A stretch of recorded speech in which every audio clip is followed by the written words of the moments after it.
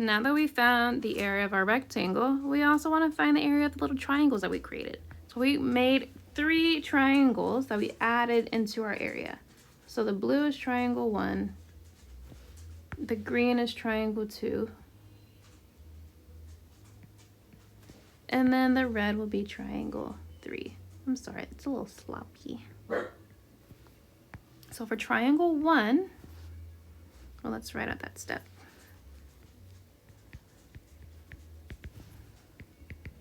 Find the area of the added triangles.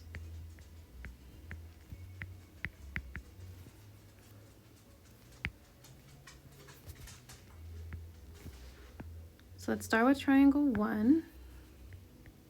So to find the area of a triangle, we're going to have to do half the base times height. And in this case, let's find our height. So we have 1, 2, 3, 4, 5, 6, 7, which we found earlier. And then our base, we're just jumping a 1 unit over, so it'll be 1. So we're going to do half times 7 times 1. The order doesn't matter for this, so you can do half times 1 times 7 or half times 7 times 1. 7 times 1 is 7, half of 7 is 3.5. So triangle 1 is 3.5 units squared. Then let's go over to triangle 2. So our base is 1, 2, 3. And then the height is 1, 2, 3, 4. So for triangle 2, we have half the base times height.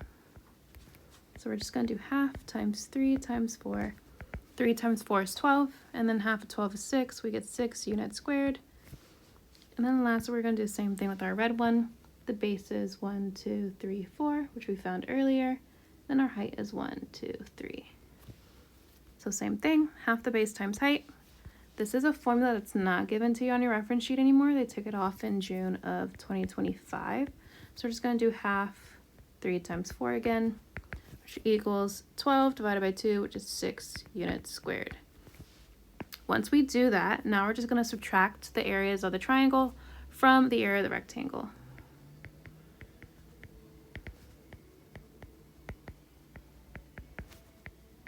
And that will give us the area of triangle BLU.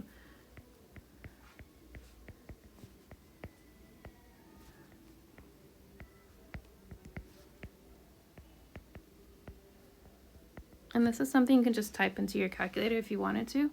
So the area of our rectangle is 28. So we're just going to do 28 minus 3.5 minus 6 minus 6. And once you put that into the calculator, you should get 12.5 as your answer. So it would be answer choice 2. So to do these, it doesn't show up every year, but when it does show up, just create a rectangle around the polygon that's given to you. Sometimes it's a triangle, sometimes it could be a quadrilateral, so a 4-sided shape.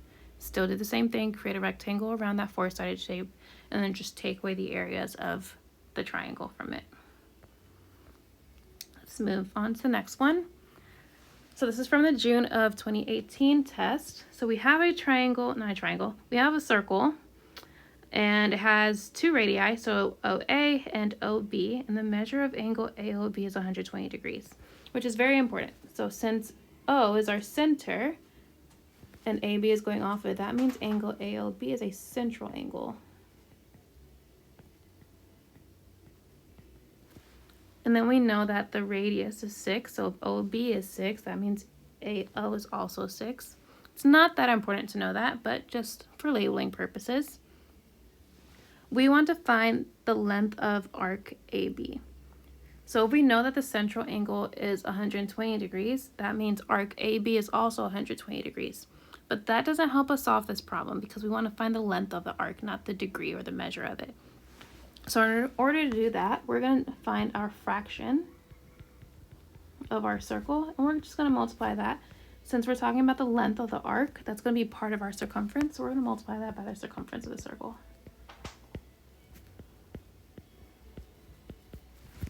For our fraction, it's always set up as part over whole, so the degree of the angle that's given to you, divided by 360, and then we just multiply that by 2 times pi times the radius, which is the formula for circumference. Our part is 120 degrees, and then our hole is 360, and then we're going to multiply that times 2 times pi times 6, because 6 is our radius. You can type all of this into the calculator, but if you notice in the answer choices, they leave it in terms of pi. So I'm going to type this into the calculator without including pi. So we have 120 over 360 times 2 times 6, which will give you a different value than what's in the answer choices. So if you wanted to, you can simplify this expression and then figure out which one matches, or you can plug in each of these into the calculator and see which one matches your answer. I'm just going to simplify. So we have the zeros that cancel out, so we just have 12 over 36, which is equivalent to 1/3, times 2 times 6, which is 12, and then our pi symbol that we're just going to bring down here. So the answer choice that would match that would be 4. If you had chosen 3, it's because you're finding the area of the sector. So you're using the same formula in a sense, but instead of doing the fraction times the circumference, you're going to do this fraction times the area of the circle. So pi times the radius squared. Okay, question 6. This is a question I believe most students should be able to get correct. So we're just going to rotate this rectangle around side S. So we're basically just going to create a circle because a circle creates a full rotation. So once we have that circle, not a rectangle, let's try that again. We're going to also do it at the bottom. And if we notice, this in turn kind of creates a cylinder. So a cylinder is always going to be created off of a rectangle being rotated. A cone we create off of a triangle. And for answer choices 1 and 2, whenever you see something like a prism or a pyramid, you automatically know to cancel those out. The only 3 options that the Regents brings up every year would be the rectangle, which creates our cylinder, the triangle, which creates our cone, and then a circle, which creates a sphere. So as long as you know those 3 and what they create, you should be okay. Moving on to another set of problems. So these problems are called co-functions. So we're given sine and cosine. Sine and cosine are co-functions of each other, and I'll show you exactly why. So we have a right triangle, and we know we need a 90-degree angle. Let's say this is triangle ABC. If triangle ABC has a sum of 180 degrees, we also know that B is 90 degrees. So in turn, A and C have to also equal 90 degrees because 90 plus 90 equals 180. We're going to use that information to help us here because if A were to be sine, then C would have to be cosine. So we're just going to add those 2 angles and then set them equal to 90. So I'll show you what I mean by that with this problem. So we have sine of 3x minus 7 equals cosine of x plus 1. I'm going to drop the sine and then the cosine, but keep what's in the parentheses. So we have 3x minus 7 plus, because remember they need to add up to 90, x plus 1, and then equals that 90 degrees. From here, we're just going to combine our like terms. So we have 3x and x, then we have negative 7 and 1. So 3x plus x equals 4x, negative 7 plus 1 is negative 6 equals 90 degrees. We have to add our lovely 6 to both sides to isolate our variable, which leaves us with 4x equals 96. From there, we need to divide both sides by 4. Since 4 is being multiplied by x, we do the inverse, and then x equals 24. And that will be your final answer. If you wanted to check the work for a problem like this, all we have to do is plug in 24 for x, and then type all that into the calculator. So for example, in this problem, to check your work, you would do sine of 3 times 24 minus 7, see what that equals. And whatever that value is should also equal the same thing as cosine, 24 plus 1. So if sine of 3 times 24 minus 7 was 0.352, cosine of 24 plus 1 should also equal 0.352. Let's try try it again with another. This is from June of 2018. So we have our right triangle with our acute angles of sine of 2x plus 4 and cosine of 46. Same thing, nothing changes. So we're going to do 2x plus 4 plus 46 equals 90 degrees. We need to combine our like terms here. So we have 4 and 46. So now we have 2x plus 50 equals 90. Subtract 50 from both sides to help us isolate our variable. So we're left with 2x equals 40. From there, divide both sides by 2. Since 2 is being multiplied by x, we want to get rid of that. And we're left with x equals 20. So answer choice 1 would be our correct answer here. And once again, you can plug that in. So you would just do sine of 2 times 20 plus 4 and see if it equals the same value of cosine of 46. Next up, another cofunction. These, it's usually one of the two that show up if it's a cofunction like this, where it's an equation, or if it's just a diagram. Sometimes it gives you both, it's rare, or it'll give you one or the other. So we have right triangle ABC. Which trig equation is always true for triangle ABC? When we're working with problems like this, we automatically know we're never going to use that right angle. So if you see any answer choice that has the letter for the right angle, you automatically cancel it out. We also spoke about sine and cosine being cofunctions. So if we have sine of a letter, it needs to equal cosine of the other letter. So both of these letters needs to be acute angles. You can never use tan. So if you see tan, we automatically know to cancel it out. So look at our answer choices. We know we can cancel out 4. We can also cancel out 3 because it says cos to cos, and we need cosine and sine included. So we have 1 and 2 left. But if we have sine of A, we're going to need to use cosine of C. We can't use the same letter twice, so we automatically can cancel out 2 because it uses A twice. We want to make sure we use both acute angles. So our correct answer here will be answer choice 1. Moving on, we're getting back into some trig again. So we have this triangle. We know that C is a 90-degree angle, CB is 13, AB is 16, and we're solving for the measure of angle A. So angle A is going to be theta. And then we want to round to the nearest degree. So if we know that angle A is theta, we need to figure out our sides. So let's create that angle. So this side will be our opposite. And then from that 90-degree angle, this side would be our hypotenuse. Using opposite and hypotenuse, we know we're going to use sine. But since we're solving for an angle measure, we're not going to use regular sine. We're going to use arc sine. So same thing as before when we did arc cosine. Instead, we're going to have sine to the power of 1. Sorry, to the power of -1, and then our fraction.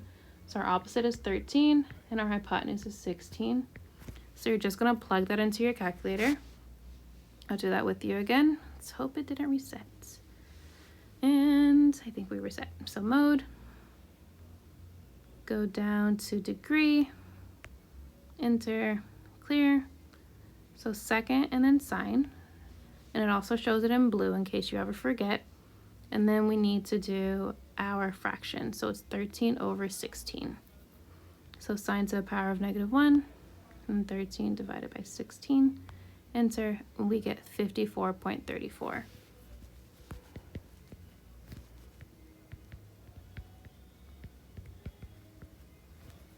And since we're rounding to the nearest degree, we're rounding to the nearest whole number. If you were to think of this as money, $54.34. $54, is that going to be closer to $54.30. 34 cents, is that going to be closer to $54, or is it going to be closer to $55? In this case, it'll be closer to $54. So that would be our correct answer. Moving on. So we have a scalene triangle XYZ is similar to triangle QRS. If we have triangles that are similar, that does not mean that they're going to be the same size, but they should be the same shape. they should also have the same angle measures because the angle measures are always going to be preserved. So if we were to draw our right triangle here, I'm not going to make these perfect on purpose. We have triangle XYZ, and we know that angle X is 90 degrees, where we're going to label this side as X. Since X comes first, we also know that Q is also going to be 90 degrees because it also comes first. So the order here matters. And then we could just label the other two. So YZ. Since I'm going clockwise, I'm also going to use R as our second letter. And since it corresponds with Y, it's also going to be in the same spot. And then since Z is at the bottom right-hand corner, S will also be in the bottom right-hand corner because they're both third in our statement. From here, we can figure out which angles are the 90-degree angles and cancel them out. If there's anything that says tan, cancel that out. If there's any letters that are repeated, cancel those out. So we have X and Q that are our 90-degree angles, so we can't use those. So we can cancel answer choice 3. From there, we need to make sure that we have sine and cosine in our answer choice. So answer choice 1 only has sine, so that can be canceled out. And answer choice 2 only has cosine, so that can be canceled out.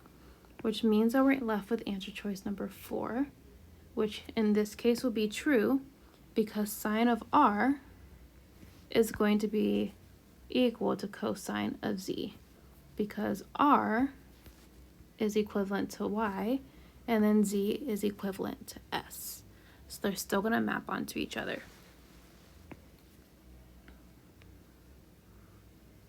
Next one we have is another area problem. So we're trying to find the area of rectangle wind, and we're given the coordinates of them.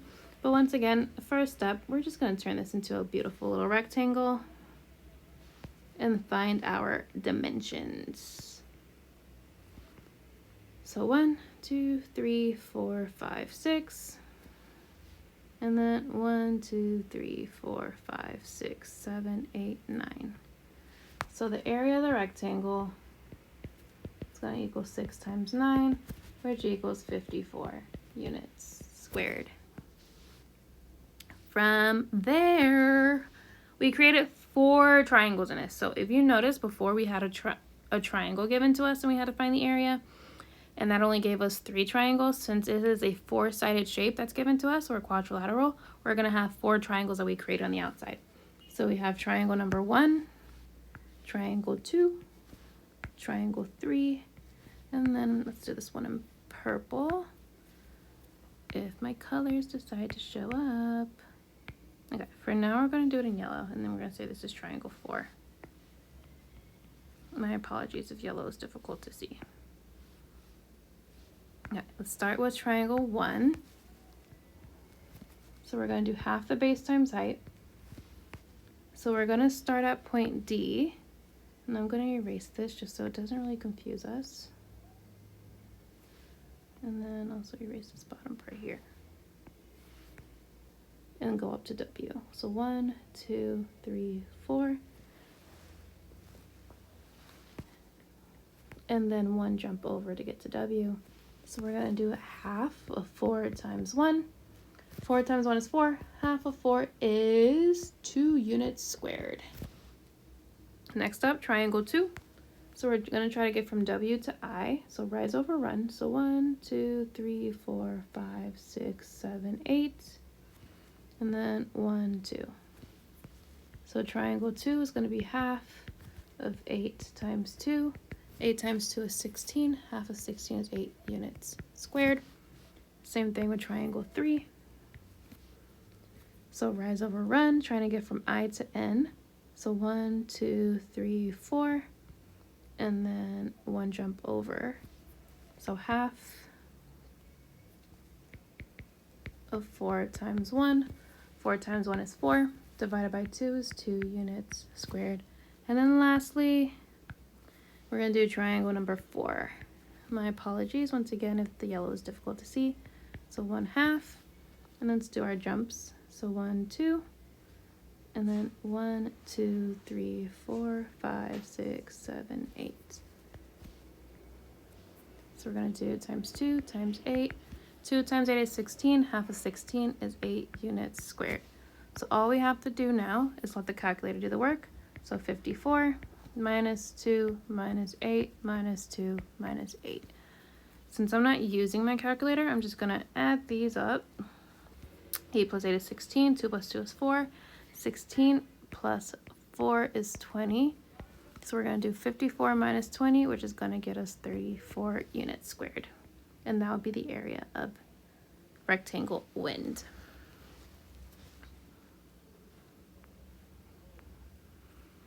Moving on, we have another circle problem. So for this one, it says we want to find the area of the shaded sector. So instead of using that circumference formula we used earlier, we're going to use the area formula. But before we get into that, let's read the rest of the problem. So in the diagram below, circle O, AC and BC are chords. Chords are line segments that run from one end or one circumference of a circle to another. It can pass through the center. If it passes through the center, it's the diameter. If it doesn't, it's just a basic chord. And the measure of angle ACB is 70 degrees. So since those are chords that create the measure of angle ACB, we know that the measure of ACB is what we call an inscribed angle.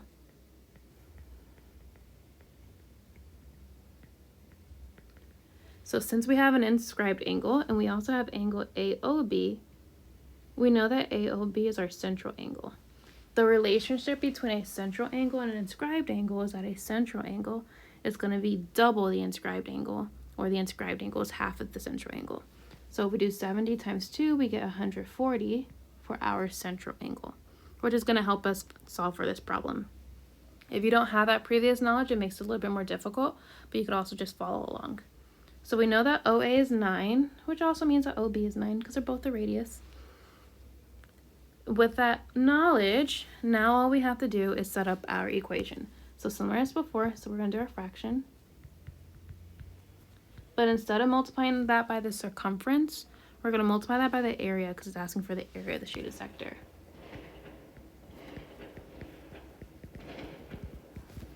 So we're going to do our part over whole. The part here is 140 degrees over 360. And then we're just going to multiply that by pi times the radius squared, so 9 squared. And once again, this formula isn't given to you on your reference sheet, so it's something that you need to make sure you have memorized. So you should have area of a circle, area of a triangle, area of a rectangle and square, and then circumference of a circle and your density formula. Those are very helpful to have memorized for your entire Regents test. And then for this, if you notice, each of our answer choices have pi in them, so they left it in terms of pi, so I don't need to include that. In the calculator, I'm just going to do 140 over 360 and then multiply that by 9 squared. So take a moment to do that and see what answer you get. And you should get answer choice number 4, 31.5.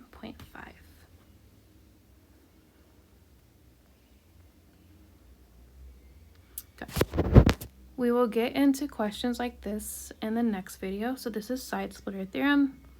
So you'll see that show up maybe once, possibly twice on your test, along with some more cofunctions and trigonometry questions. And if you have any questions throughout the video, you can feel free to put a comment below and I'll be happy to answer your questions.